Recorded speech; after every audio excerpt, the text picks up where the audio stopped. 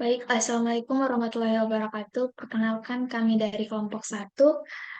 Saya sebagai pemateri pertama Halidia Wihda, dan pemateri kedua Silmi Hafizat, dan pemateri ketiga Muhammad Reski R, dan pemateri terakhir adalah Muhammad Agung. Kami di sini akan membahas mengenai motivasi belajar.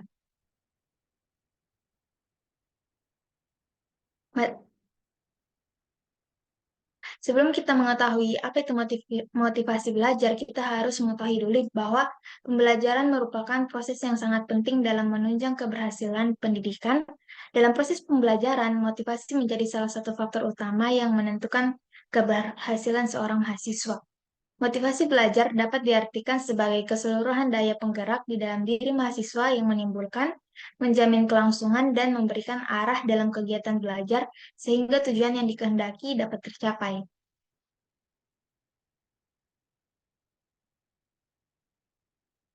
Nah, pengertian motivasi belajar adalah kata motivasi berasal dari motif yang dapat diartikan sebagai daya penggerak yang ada di dalam diri seseorang untuk melakukan aktivitas-aktivitas tertentu demi tercapainya suatu tujuan.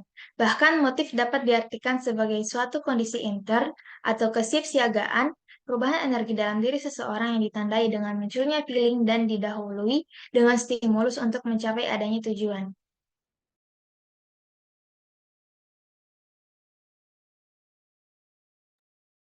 Selanjutnya, jenis-jenis motivasi. Dalam membicarakan soal jenis-jenis motivasi, hanya akan dibahas dari dua sudut pandang, yaitu motivasi intrinsik dan motivasi ekstrinsik. Di mana motivasi intrinsik adalah jenis motivasi yang datangnya dari dalam diri individu sendiri tanpa ada paksaan atau dorongan dari orang lain maupun orang luar. Dengan kata lain, munculnya motivasi intrinsik ini berdasarkan tujuan yang diinginkan oleh siswa dalam belajar, tanpa adanya pengaruh dari luar, dari dosen mungkin atau orang tua. Contohnya, dalam proses belajar, siswa yang termotivasi secara intrinsik itu dapat dilihat dari kegiatannya yang tekun dalam mengerjakan tugas-tugas belajar, karena merasa butuh dan ingin mencapai tujuan yang sebenarnya. Kedua, motivasi ekstrinsik. Motivasi ekstrinsik ini merupakan motivasi yang timbul sebagai akibat dari pengaruh luar atau pengaruh dari luar individu. Apakah karena adanya ajakan, suruhan, atau paksaan dari orang lain, sehingga dengan keadaan demikian, individu tersebut mau melakukan sesuatu.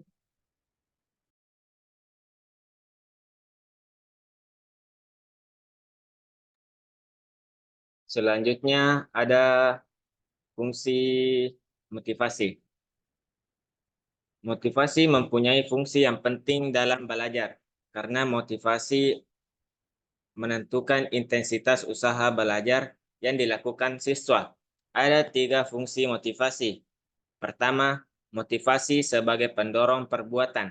Motivasi berfungsi sebagai pendorong untuk mempengaruhi sikap apa yang seharusnya anak didik ambil dalam proses belajar. Yang kedua, motivasi sebagai penggerak perbuatan. Dorongan psikologis melahirkan sikap terhadap anak didik itu merupakan sesuatu kekuatan yang tak terbendung yang kemudian terjelma dalam bentuk gerakan psikofisik. Yang ketiga, motivasi sebagai pengarah perbuatan. Anak didik yang mempunyai motivasi dapat menyeleksi mana perbuatan yang harus dilakukan ataupun perbuatan yang perlu diabaikan.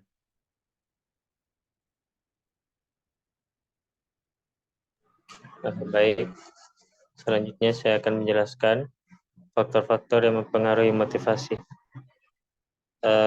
Ada 6 faktor yang mempengaruhi motivasi dalam belajar. Yang pertama itu cita-cita, yang kedua itu kemampuan, yang ketiga itu kondisi, yang keempat kondisi lingkungan, yang kelima unsur-unsur dinamis dalam belajar, dan yang terakhir cara guru mengajar.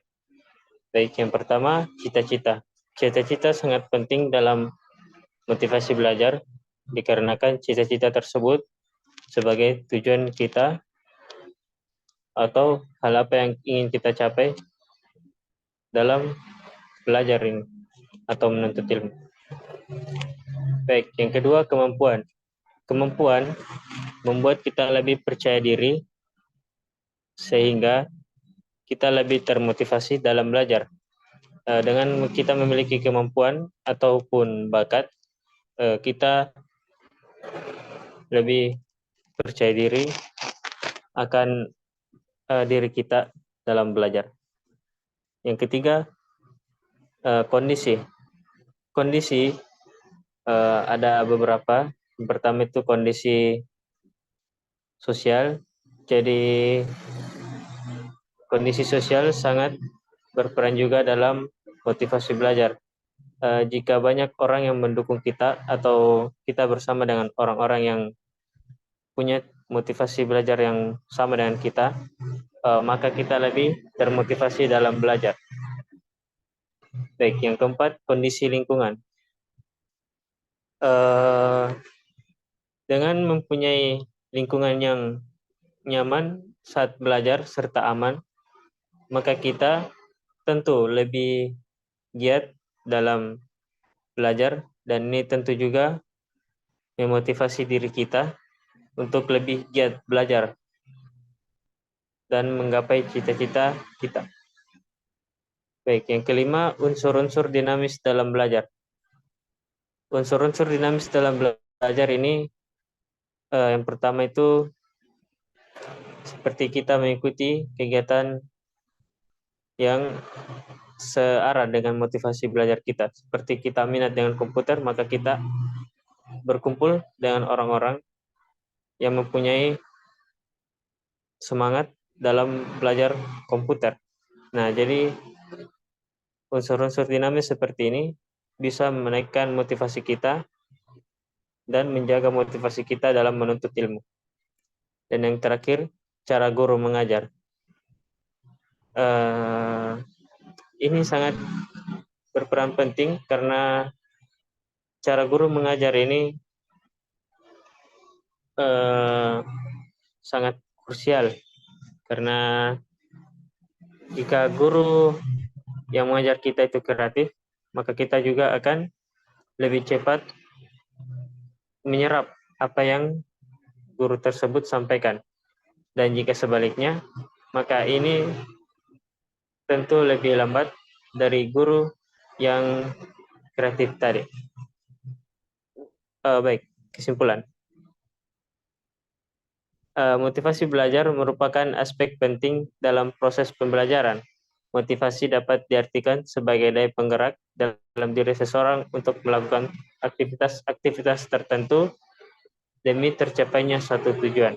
Terdapat dua jenis motivasi, yakni motivasi intrinsik yang berasal dari dalam diri individu sendiri dan motivasi ekstrinsik yang berasal dari luar diri individu.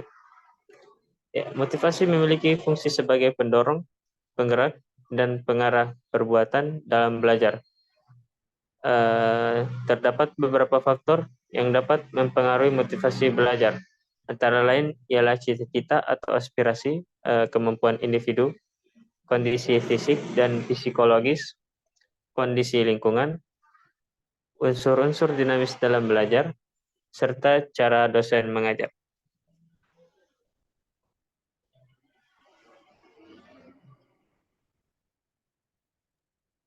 Baik, itulah presentasi dari kelompok kami. Saya tutup dengan ucapan Assalamualaikum warahmatullahi wabarakatuh.